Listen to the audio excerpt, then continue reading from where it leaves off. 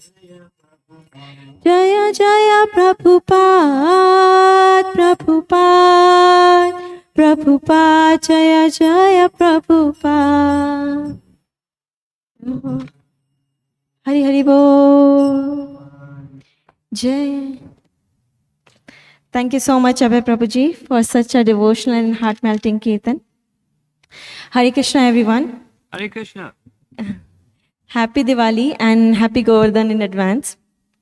Diwali signifies the victory of light over darkness, good over evil, and knowledge over ignorance, and also signifies the homecoming of Lord Ram to Ayodhya. We have 2-day grand festival celebrating Diwali and Govardhan and many attractions. We are so blessed to have His Holiness Romapada Swami Maharaj Ji with us today in person. Could we have asked for anything else more as a start to our grand celebration for Diwali? Now we will have a special Ram Katha from Maharaj Ji. Let's welcome Maharaj Ji with lovely chanting Hare Krishna Mahamantra 3 times. Hare Krishna, Krishna Krishna, Hare Hare, Hare Rama, Rama Rama, Hare Hare. Hare Krishna, Krishna Krishna, Hare Hare, Hare Rama, Rama Rama, Hare Hare. Hare Krishna, Krishna Krishna, Hare Hare, Hare Rama, Rama Rama, Hare Hare. Thank you, Maharaj Ji. Namah Om Vishnupadaya Krishna Prasthaya Bhutale Shrimate Bhaktivedanta Swami Iti Namine Namaste Saraswate Deve Gauravani Pracharine Nirvisesa Sunyavadi Paschachade Satarine Jaya Sri Krishna Chaitanya Prabhu Nityananda Shri Advaita Gadadhar Srivasadi Gaura Bhaktivinoda Hare Krishna Krishna Krishna Hare Hare Hare Rama Rama Rama Hare Hare. Before we go much further, are there more chairs in case we need more chairs? Somebody should be requested to bring more chairs. Hopefully we'll need more chairs. Diwali. You all know what Diwali is. Do you know what Diwali is? What's Diwali? You're a good reader. And what's with the Festival of Lights? Well, this evening we're going to discuss 7 different auspicious events that have taken place on Diwali. And the most well-known one you already know, and that's Ram's return to Ayodhya.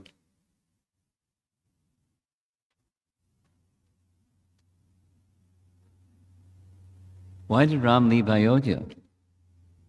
He left Ayodhya because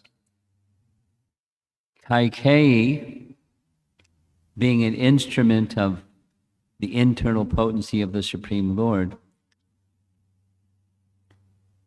made her good husband Dasarath fulfill a promise he made to her long ago. 2 boons, and they were bad. Ram should not become the king. My son should become the king. Ram goes to the forest for 14 years.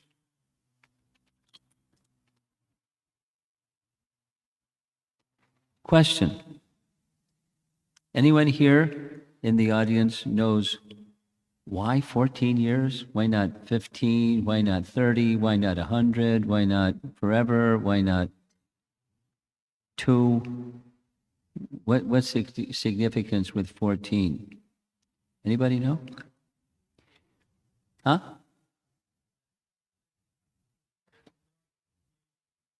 Yes. There's a law, Vedanta Deshika. The Sri Vaishnava Acharya makes this particular comment. If someone is the inheritor of property, but they don't claim the possession of that property over a period of 14 years, they lose the right to that property. That's where the 14, one of the reasons why the 14. There's a general other notion that's explained, and that's Mantra had an idea that after 14 years, Bharata will be well established as the king, and there won't be any competition or combat between the two brothers for kingdom. 14 years is sufficient. But this other idea is an idea. However, Bharata, being very intelligent, not just clever, but very intelligent, he accepted the rulership on behalf of, which meant that Ram didn't abdicate for 14 years, but he was just his placeholder for 14 years on his behalf with his padukas on the throne. Very clever. So after 14 years, he returned. You've seen this painting before. On the right side of the painting, that's the Pushpaka Vimana, the airplane of Kuvera that had been stolen by Ravana and given as a gift to Ram to hurry up and get back to Ayodhya because the 14 years was soon to end, and Bharata had taken a vow when he departed Ramchandra at Chitrakoot, if you don't come back at the end of 14 years, I'll take my life. So Ram had to hurry back, and Pushpaka was a really good vehicle to get back. And it wasn't just Ram, Sita, and Lakshman, but a whole assembly, because Pushpaka Vimana could expand and so many persons could accompany them, including the Vanras that you see in this painting. And it's a very beautiful painting. There's Kaushalya and then the other two queens. And the citizens of Ayodhya. Now, before he got to Ayodhya, there was a short stopover. He met with Bharata first. Now, along with the storyline, there's something that's very important in terms of appreciation of rasa. Appreciation of rasa is, in relationships, there's always meeting and separation. Sambhoga, meeting. Vipralamba, separation. And as you know, there's this saying, separation makes the heart grow fonder. And it's true. Now, the impersonal conception doesn't have either, because it's all one. And the purpose, or at least the conception behind it's all one, is a neutral shanti. Om Shanti, Shanti, Shanti. That's the Advaita conception. No meeting, no conception, no two. Because how can you have meeting and separation if it's only one? And as the painting shows here, this was also the case in Vrindavan, as was the case in Ayodhya. There's this nice painting of the gopis going mad in separation from Krishna. This, one of them is the pastime where the cowherd boys would wrestle, and the losing wrestler would have to carry the winning wrestler on his shoulders. And one of the gopis dressed like Krishna, holding in a threefold bending form, etc., imitating Krishna's pastimes. In the mood of separation, that would bring them closer to being connected with Krishna from their heart, not just play acting, the pastimes of Krishna, feelingly, entering into Krishna's pastimes, even he was absent. And another very celebrated painting, I like this very much. This is Ramchandra. He's like Krishna left Vrindavan to go to Mathura. In this case, Ramchandra left Ayodhya to go to the forest. Sumantra's there, in charge of the horses. Lakshman is there, Sita is there in the chariot. And the citizens begging, don't leave, let us go with you, let us go with you. And somehow he managed to convince them to stay. However, when Bharata was sent for, and Shatrughna were sent for, because they were at a distant place, when they came back and he found out, he was so distressed. He was so angry with his mother. Mother was in disbelief. He was so angry. And he vowed, I'm going to bring Ramchandra back. So he followed the path that Ramchandra followed to go into the forest. He heard from Bhardraj Muni that he was at Chitrakoot. He went to Chitrakoot, determined to bring Ram back. There we see Guha, and there's Shatrughna behind Bharata, Ram embracing Bharata with great love and affection, and of course Sita and Lakshmana. Ram didn't agree to come back. He tried this way, he tried that way. Ram wouldn't come back. I've taken a vow. The word of my father is my life and soul. I can't come back for 14 years. And on and on and on. And finally, of course, there's different versions of Ramayana. This is one. Bharata then brought the chappals or the padukas of Ram and brought them before Ram and asked him, please place your feet in these sandals. Let these sandals be the rulers of the kingdom, and I shall remain as their servant. These will definitely supply the needs and maintain the assets of the people, meaning the shoes of Ramchandra are as good as Ramchandra. The paraphernalia of the deity is as good as the deity. Did you know that? It's called Tadiya, paraphernalia of the Supreme Lord, is as good as the Supreme Lord,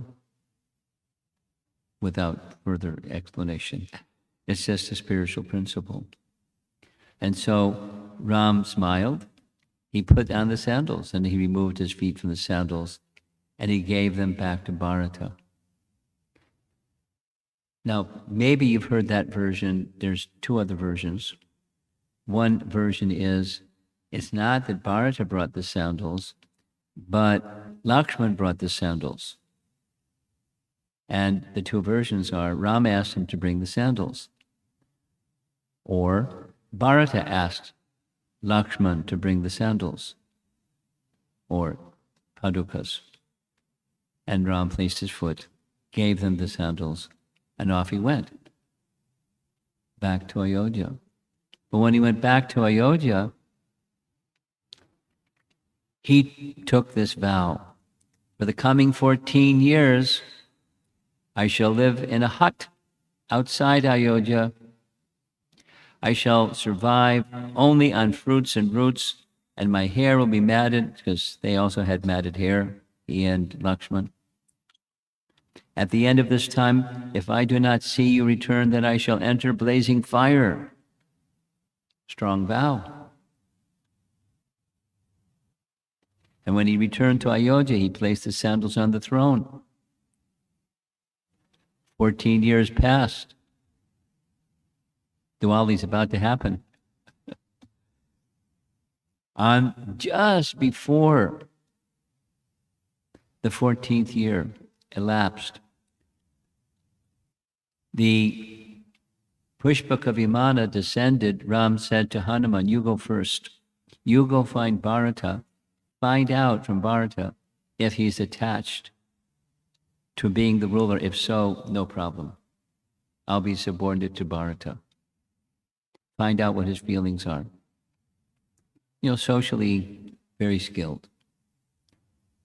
Well, when he came, he saw that Bharata was living outside Ayodhya in the place known as Nandigram, and he found him in a cottage that he had built outside Ayodhya. Now, this is a nice painting. It shows him living in a cave, not in a cottage, but that's okay. It was a cottage, not a cave. And there's Hanuman coming before Bharata. Now, Bharata hadn't met any Vanaras. He doesn't know who Hanuman is. But in Hanuman's presence, immediately he could understand his devotion to Ram. And in their exchange, Hanuman saw Bharata just as he had said, dressed in tree bark, matted hair, living in a small cottage, as he said, living on fruits and roots, and he appeared very skinny. 14 years of eating fruits and roots and being in anxiety about separation from Ram. So Hanuman, being very, very expert minister, knew how to speak. I've come as a messenger from Ram. He inquires about your welfare and wishes to inform you that he will soon return to Ayodhya before the 14-year bell rings and you enter into fire. He was prepared. Hearing these glorious words, Bharata's face immediately lit up with great delight. Then, becoming exhilarated with transcendental emotion, he suddenly fainted to the ground.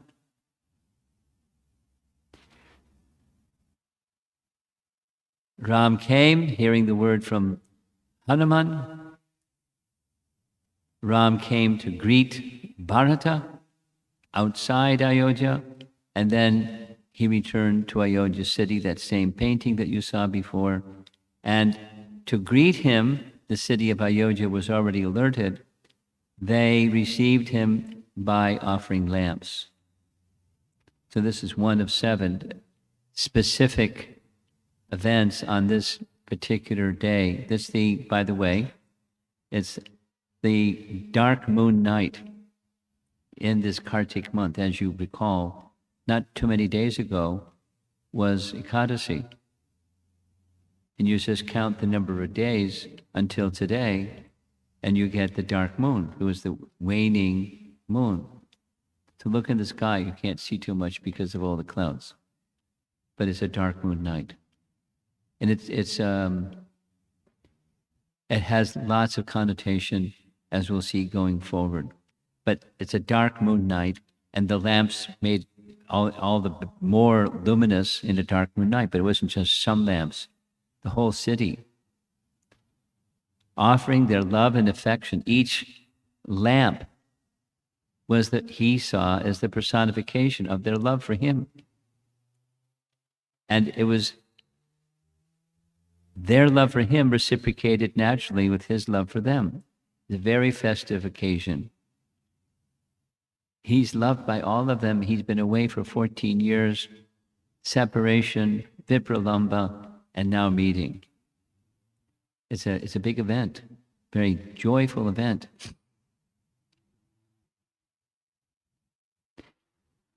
Subtext, actually, Ram never leaves Ayodhya, just as Krishna never leaves Vrindavan. This is a nice painting showing Krishna getting on Akura's chariot and leaving in the residence of Vrindavan going mad, trying to stop the chariot. And behind the chariot, Nanda and Jasoda, Krishna's leaving. Krishna's leaving Vrindavan. But he never leaves Vrindavan. So how does he leave but not leave? Do you know the pastime? Here's the pastime. when they were on the path going from Vrindavan to Mathura, Krishna requested Akrura, please stop the chariot. I'd like to take bath in the Jamuna before we go to Mathura. So he stopped the chariot. They got off the chariot. Krishna and Balaram took their bath in the river Jamuna.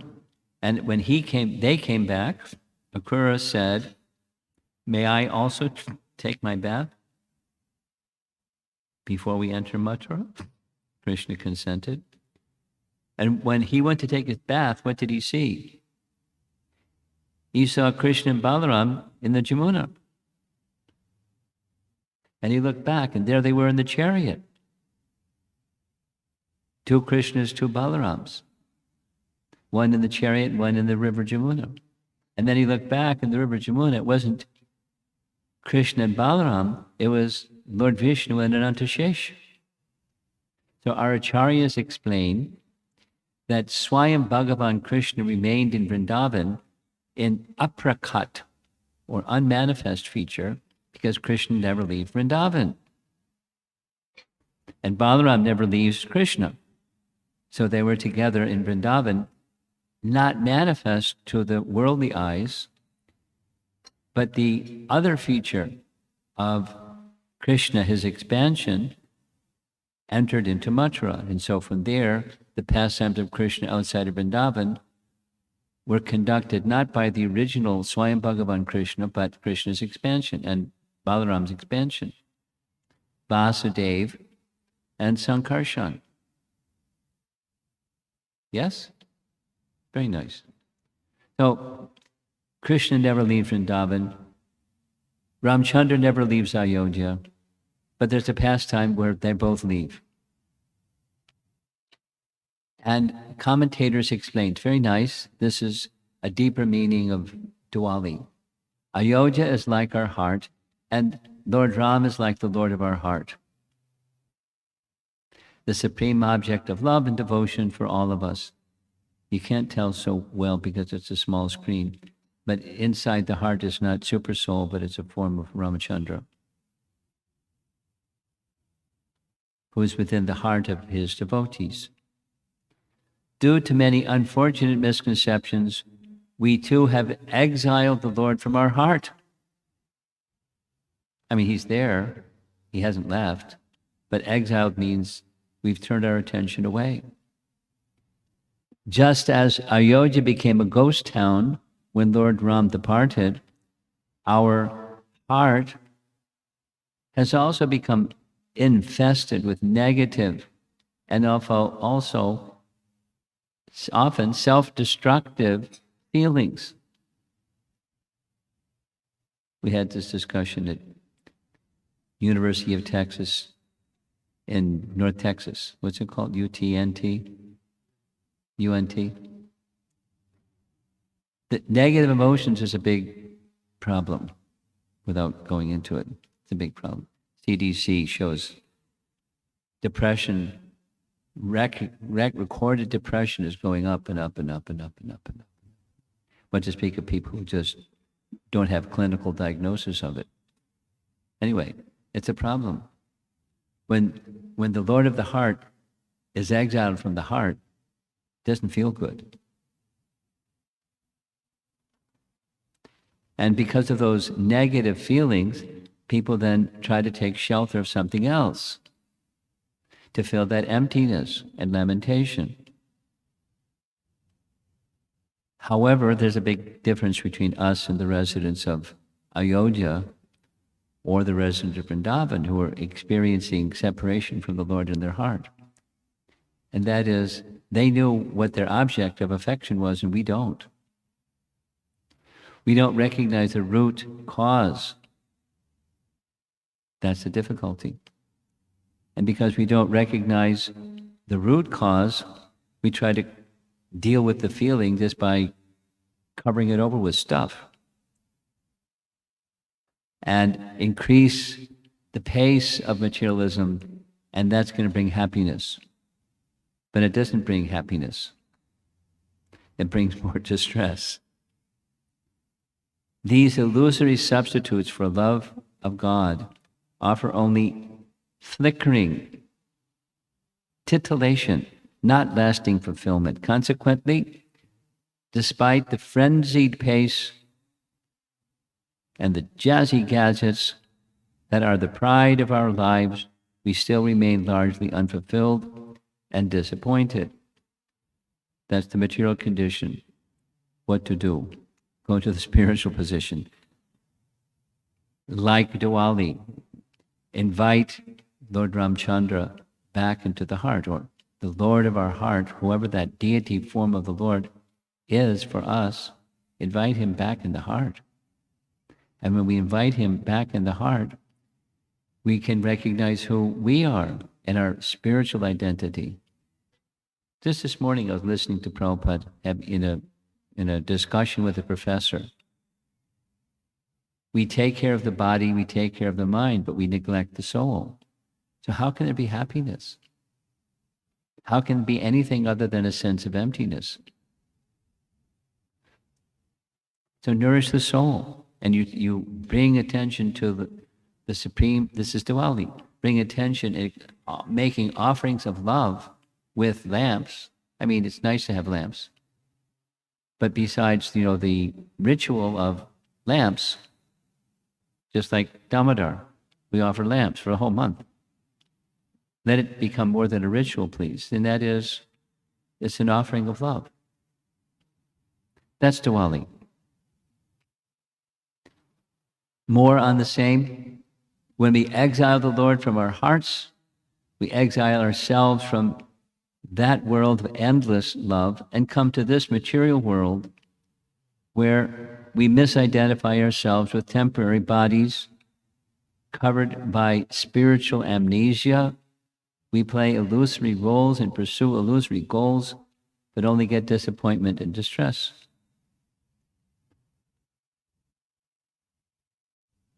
It's a recipe for unhappiness and for, problematic life.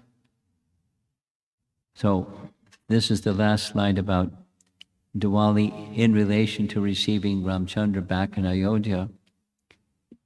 By cultivating knowledge from the sacred scriptures about the Lord and his love for us, and reviving our dormant love for him by chanting his holy names, we can invite him back in our hearts.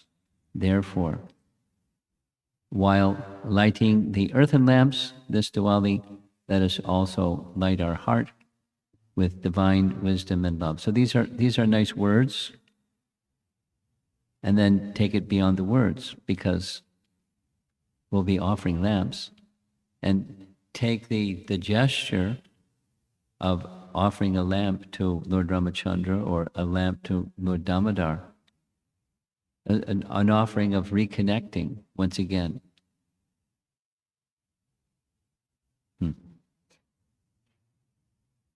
That makes it festival. Now, it so happens that there are multiple other events that occurred in relation to Diwali Day. One of those you probably know. Krishna destroyed Narakasura. Who is Narakasura? Well, it turns out Narakasura was the son of Lord Varaha, the son of Lord Varaha and Bhumi. When Varaha rescued the earth from the bottom of the Garbhodak ocean, that contact between Lord Varaha and Mother Earth resulted in a son. And that son later became corrupted by bad association. Good parents can have good children that become corrupted by bad association. So parents, be careful who your children associate with. Don't let them associate with Banasura.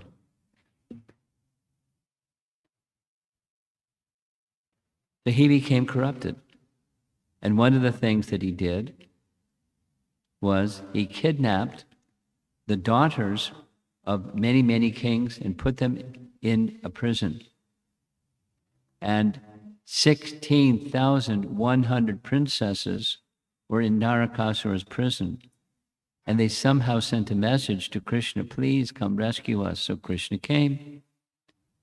And as you see in the painting, there's Krishna dealing, it's Vishnu riding the back of Garuda, or it's Krishna with Satyabhama, because she liked adventure.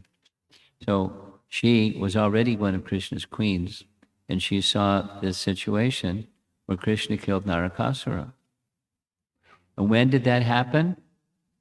The day before Diwali. Yesterday. The day before Diwali. And when the princesses turned to Krishna saying, please marry us, no one will accept us as wives, and we want you as our husband anyways, he agreed. And there was a big festival. A big festival went on for 2 days, including Diwali. Isn't that nice? Krishna's pastimes on Diwali Day. A third event that took place on Diwali Day, according to scriptures, is Lakshmi Devi. Now, we're going to hear in the next slide, this Lakshmi that appeared isn't Mahalakshmi, but an expansion of Mahalakshmi. It's a detail. Here's the text. The goddess of wealth, Lakshmi, incarnated on the new moon day, Amavasya, of Kartik month, during the churning of the ocean of milk. You all know the pastime. The demons and the devas. The demons took over the heavenly kingdom. There was a plan how they could get back their heavenly kingdom. The idea was they would have the churning of the milk ocean, etc., etc. Out of the churning of the milk ocean, Lakshmi Devi, the goddess of fortune, appeared.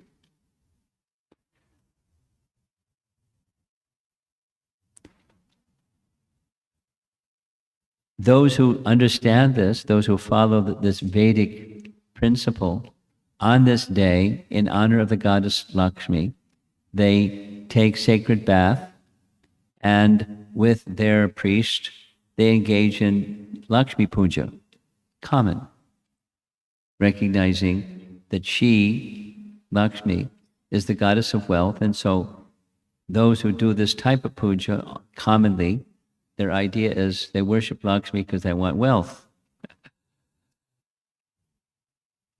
And somehow it works, they get wealth. So they do it every year. And it also signifies, as we heard the short announcement at the beginning, good over evil, or light over darkness. This is the significance behind Lakshmi Puja that takes place on this very day. Here's a verse from Srimad Bhagavatam, Canto 8, Chapter 8, where a whole series of verses describe specifically that Mahalakshmi, the original Mahalakshmi, wasn't the one who appeared, but it was her expansion.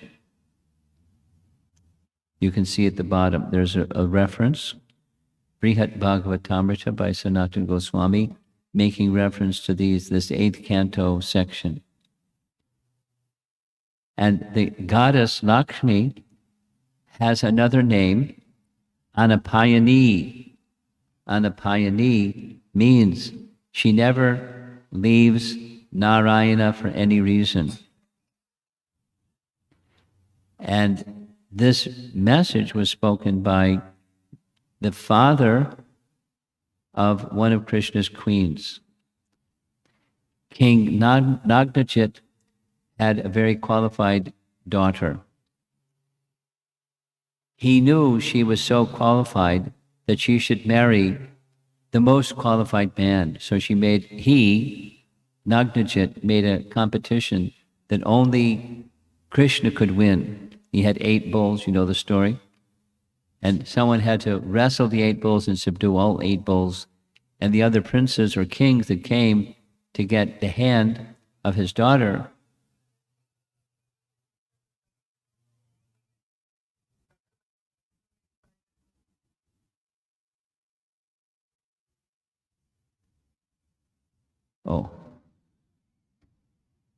Anyway, when Krishna was victorious because he expanded himself into 8 and subdued each of the 8 bulls, then King Nagnajit spoke to Krishna this way: "My Lord, who could be a better husband for my daughter than you, the exclusive abode of all transcendental qualities? On your body, the goddess of fortune herself resides, never leaving you for any reason." So Lakshmi and Narayana are never parted. Lakshmi and Narayana are never parted. Sita and Ram are never parted. That's a whole other. The Maya Sita was taken, not Sita. That's a whole other explanation. Radha was with Krishna in his uppercut feature, and then when Krishna returned finally to Vrindavan, they were restored together. There's no separation. Anapayani is never separated from the master. The meaning of Anapayani is never leaving, never for a single moment, never for a fraction of a moment does Lakshmi leave Narayan. So separation is not possible. Therefore, Leela is there to create a mood where there's separation, just like Ram leaving and then returning. But of course, he didn't leave. He took Sita, but then Sita was kidnapped, but Sita wasn't kidnapped. Anyway, the mood of love is enhanced by the feelings of separation. That's the idea. Now, many of you know, and this is just a reminder, that for this month of Damodar, we honor the Damodar Leela, but the day when Mother Yasoda bound Krishna with rope was today, Diwali day. And the explanation goes like this. Mother Yasoda she thought Krishna's stealing. At least I get these reports. Why is Krishna stealing? How much butter and yogurt does Nanda Maharaj have? Unlimited. 900,000 cows, and he has to go steal butter in other places? It must be that my maidservants, they don't know how to make butter properly. Today's Diwali. They want to go and be with their families. Very well, I'll make the butter. And so you know the rest of the story. The Damodar Leela occurred on Diwali day. So that's 4 events on one day, today. It's not a Vaishnava practice, but there are those who are worshippers of Goddess Kali, and Goddess Kali worship Goddess Kali on this dark moon night, particularly in the month of Kartik. But on other dark moon nights, that's when they also worship Goddess Kali. Now, there's a very nice pastime. Maybe some of you know this nice pastime. I'll narrate it quickly. One time in Yavat, when the so-called husband of Radharani, what's his name? Abhimanyu? Abhimanyu? Am I hearing anybody saying yes? No? Yes. Okay. Abhimanyu was out tending cows. Krishna knew Abhimanyu was out of the home. So Krishna went in to where Radharani was, and they were associating together. Kutila, the sister-in-law, the sister of Abhimanyu and sister-in-law of Radharani, informed the mother of Radharani, Jatila, "Do you know what? Right in your own home, Krishna is with your daughter. Go get him. Stop this." So as she was entering the room, there was so much noise, and she was so huffy and puffy and making so much noise. Krishna transformed himself into a feature of Goddess Kali, who is also black, and he stuck his tongue out. And here's the pastime painting. There's Abhimanyu standing beside his mother, Jatila, seeing the gopis are worshiping Goddess Kali. But the Goddess Kali isn't Goddess Kali. The Goddess Kali was Krishna. And they thought that was very nice. Kutila got it wrong. It wasn't, she was with Krishna. She was worshiping Goddess Kali. So some of you who have been to Vrindavan, maybe you've been to Yavat, which was the place where Radharani lived when she was so-called married to her so-called husband, Abhimanyu. And over on the side, there's this deity that you see the photograph of. There's the deity of Goddess Kali. It's actually Krishna, and Radharani by Goddess Kali's side, but it's actually Krishna. This is a nice pastime. So that's Kali Puja takes place on that particular day. Two more. Here's a nice detail some of you know already. The Pandavas were in exile not for 14 years. How many years? 12 years. And when their exile for 12 years was over, they went to where? It was 1 year incognito. Where'd they go? King Bharat's kingdom, and for incognito for 1 year. And while they were there, efforts were being made to make a peace so there wouldn't have to be war. But when all of that was unsuccessful, then there was war. So from this position, the Pandavas celebrated that they're now returned. Here's some text. The Pandavas remained in the kingdom of Virat and did not return to Indraprastha or Hastinapur. The attempt for a peace settlement was launched from Virat, after which the Pandavas went to Kurukshetra from Virat, where their army was assembled. So this ended on this particular day, the Amavasya day. Here's one more event where on the right side you see a picture of Sadashiva. Sadashiva in a dancing pose. This is taken or found in Gauragunadesh Deepika. What's Gauragunadesh Deepika? It's a book written by a contemporary of Chaitanya Mahaprabhu named Kavi Karnapur. There's details, but he wrote a book in which the title of it is Gaura Gunadesh Deepika. He explains everybody in Gaura's Leela has their spiritual counterpart in Krishna's Leela. Correct? Say it again. Everyone in Lord Chaitanya's Leela has their spiritual counterpart in Krishna's Leela. Just as Lord Chaitanya is Krishna himself, Balaram is Lord Nityananda, etc., etc. Everyone, all of the associates of Chaitanya Mahaprabhu have their spiritual counterpart in Krishna Leela. That's what Gauragunadesh Deepika is. So in this book, it's towards the beginning of the book, there's some description, text 76. Lord Sadashiva, who formerly appeared as an Avesh incarnation in Vrajabhumi, so we're going to hear the detail of how that happened. Sadashiva, of the spiritual world, appeared in Krishna's Leela as a cowherd boy.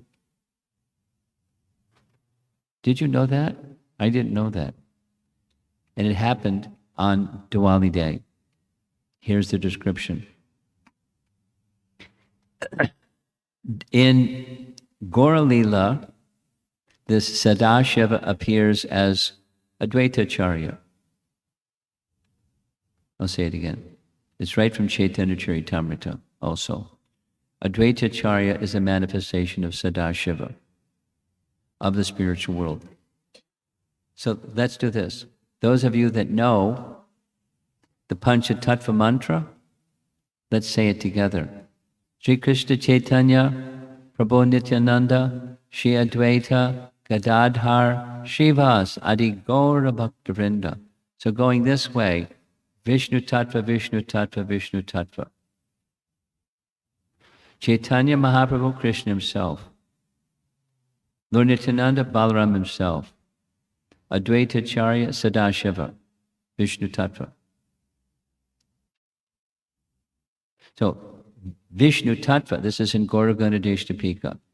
The Sadashiva appeared on Kartik day in Krishna's pastimes as a cowherd boy.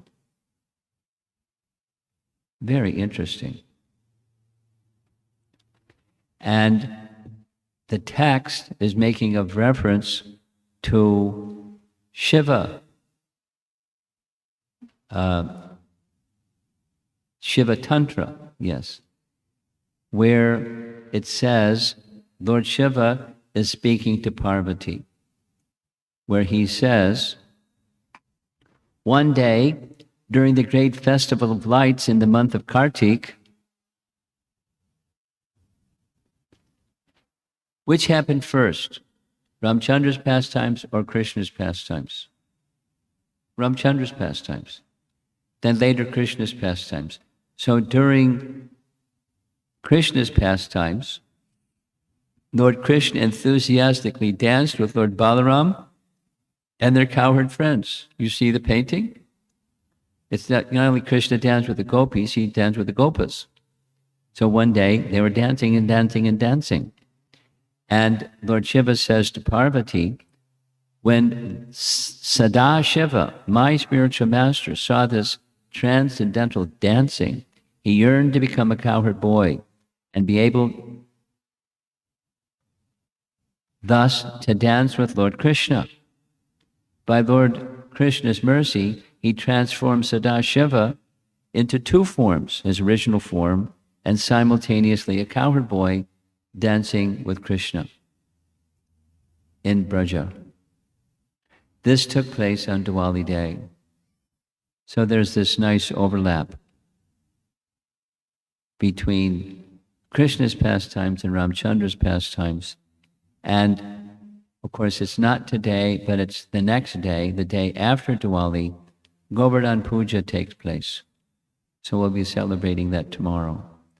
And then last, the day after Diwali is the very day that Bali Maharaj was defeated by Vamanadev. Defeated means he had requested 3 paces of land, and Bali was unable to give him 3 paces of land, because with 2 paces of land he took everything. So he gave his head and then sent him to Sutala, etc. This was an event that took place the day after Diwali. So Diwali is a very special, special, special day. And we'll be doing like this lady is doing on the Amavasya day, offering lamps to, most likely, to Lord Ramachandra, or people all over from the Vedic background. They respect Diwali day. I understand there's going to be a lot of people coming here to the temple today because it's Diwali, and offering some lamp. Hopefully they'll also offer a lamp to Damodar because it's the month of Damodar. But it's a very special day. So let us end with the idea that when we offer lamps to Damodar or Ramachandra on Diwali day, that we're offering ourselves, our love, and our reconnecting ourselves from that, having vacated the personality of Godhead from our heart and restoring that connection within our hearts. So it's a little distracting while they're putting up a tent while this is going on, but we'll just stop here and see if there's some discussion A little focus over here, please, audience. Hello? Little focus over here. And if there's something you'd like to discuss, we'll be happy to discuss. And if not, I can just happily end the class.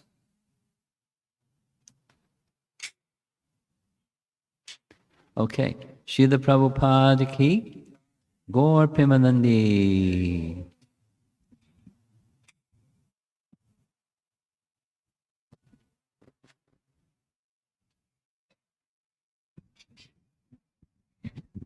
Thank you so much, Maharaji, for the wonderful class. Are you open for the questions, Prabhuji? Can people take questions? Maharaji? What? For questions, are you okay? I already asked questions and nobody had Okay, questions. okay. We No tried worries. that. No Next. worries. Okay. Okay. Thank you so much, Maharaji, for the wonderful class. We are very grateful to have your holy association on this auspicious day of Diwali. Thank you for enlightening us through your special Ram Katha. Looking forward to more association, Maharaji. Thank you so much. Now we will move on to our next program, which is Kirtan.